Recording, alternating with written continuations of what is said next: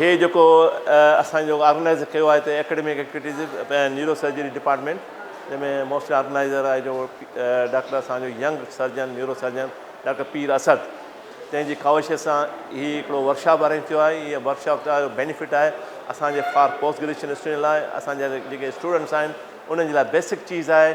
असां जेके कुझु अहिड़ी कंडीशन हूंदियूं आहिनि त उन्हनि खे असां कीअं पंहिंजे पेशेंट खे सेव कयूं।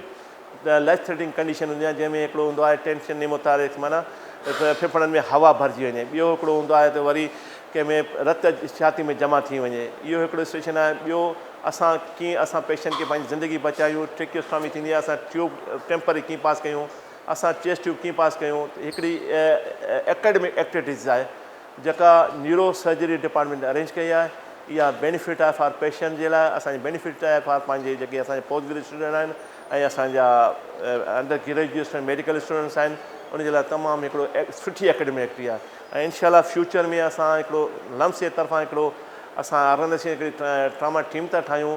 सो डिफरेंट मेडिकल कॉलेज में जीअं इंडस मेडिकल कॉलेज आहे इसरा में इनशाला इहे असांजा प्रोग्राम जेके कंटिन्यू रहंदा। हर साल वीकली 6 मंथ खां बाद असां पंहिंजे रिफ्रेश कोर्स असां पंहिंजा रिपीट कराईंदा रहंदासीं।